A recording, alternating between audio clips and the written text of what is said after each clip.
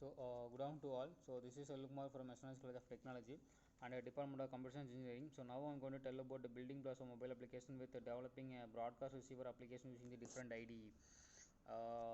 Introduction to broadcast receivers. We already know about what is the broadcast receivers. So, the definition of the broadcast receiver is the broadcast receiver is an Android component that listens for system-wide broadcast messages. So, these messages can be sent by the system or other applications. So the broadcast receivers, the use case of broadcast receivers detect battery level changes and monitor network connectivity changes or handling incoming SMS or calls.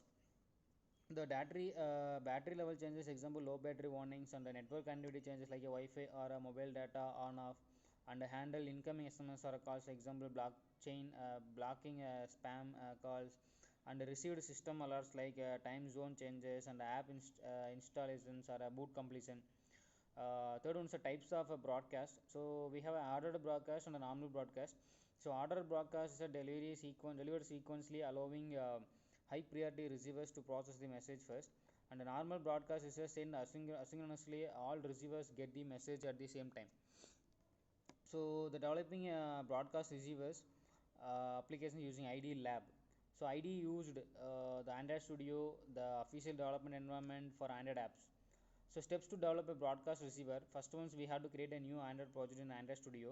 Second one, define a broadcast receivers class that extends the broadcast receiver and overrides on receiver. So register the receiver with statically in Android manifest example and dynamically in a Java or Kotlin using register receivers for runtime events. Send a broadcast using intent. So app can trigger the broadcast using the send broadcast receivers. So handle the broadcast when an event occur on the receive method, they execute the required action. So next one is the on device file and input. So what is the file input and output? So file input and output in Android refers to reading and writing files and stored on the devices, and also it is allows applications to save retrieve persistent data. So what is persistent data? So it is normally used for a number of input output states. We have a type of storage like internal storage and external storage. So internal storage is a private to the application, and also the file stored here cannot be accessed by other apps, and also is used for sensitive data, example used credentials, app configurations. Third one is external storage, and it can be accessed by other apps and the user, and also used for storing media files and images and video documents. So in the on device and files are input and output are changed. So next one is the SAD preference. So the SAD preference is a lightweight key values storage system for saving a small amount of persistent data. So it is not a database but a simple method for saving app settings, user preference, and the state information. So then the use cases, the storing user preferences like dark mode or notification settings. We have to saving a login status, example remember me functionality, and also we have the keeping game high scores or last opened screen. So how SAD preference works? So use get SAD preference to create as across a preference file. Use edit.putString of footprint to stored values. Use edit apply and commit to save changes permanently, and use getString of getInt to retrieve values. So next one, introduction to mobile database SQLite. So what is SQLite? So the SQLite is a lightweight embedded relational database used for storing a structured data and Android application. The SQLite is a very important SQL query. Because of these queries we have to embed it in the relational database. So it follows a standard SQL syntax for a querying data. So without querying data we cannot any data, we cannot get any databases.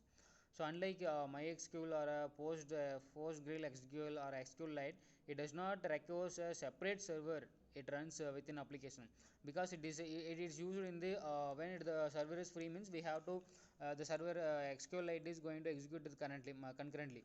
So why use SQLite means the SQLite is efficient for offline data storage, and the second one is a fast and reliable due to its lightweight nature. So the third one is supports transactions, indexing, and complex queries. So what is the key features of SQLite? So ACID compliant, atomicity and consistency, isolation and durability. and it is used as standard SQL commands for creating, updating, and deleting and retrieving records. So because of key features. So and also the data is stored in a single database file. So this is the SQLite of SQLite. So using SQLite in Android application, steps to use SQLite in Android. So create a database helper class by extending SQLite or helper. Second is define tables and columns. Third one insert data. Fourth one retrieve data, and the last one update or delete records using SQL commands, update and delete commands.